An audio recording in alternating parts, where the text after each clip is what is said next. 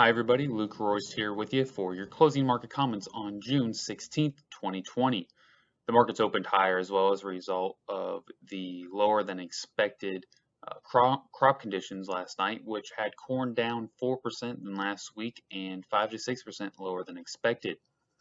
Corn did set a new high for the move, and beans rallied to test the resistance at 873.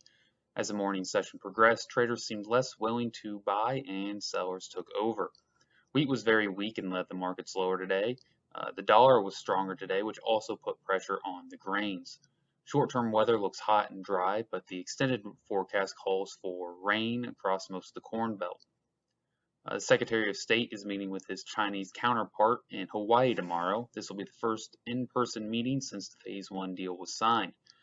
Dr. Cordonnier left his yield numbers for the U.S. unchanged at 179 for corn and 51 for beans.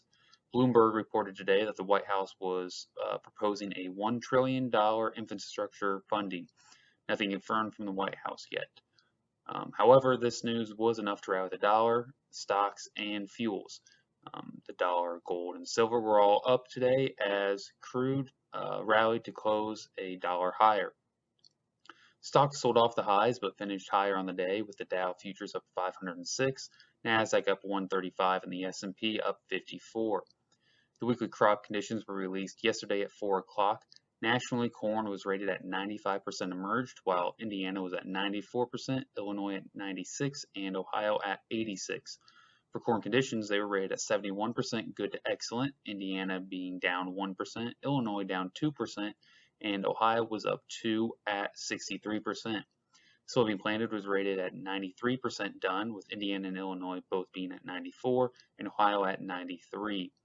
Soybeans emerged were at 81% nationally, Indiana at 85, Illinois at 84, and Ohio at 77. Soybean conditions were rated 72% good to excellent, Indiana was down 2, Illinois down 3, and Ohio was up 4 at 64%. Spring wheat was rated at 81% good to excellent, down 1% from last week and up 4% from last year, while winter wheat was rated 50% good to excellent. Indiana was rated at 66%, Illinois 60, and Ohio at 71. Winter wheat harvest was rated at 15% complete, and Indiana was at 3% harvested.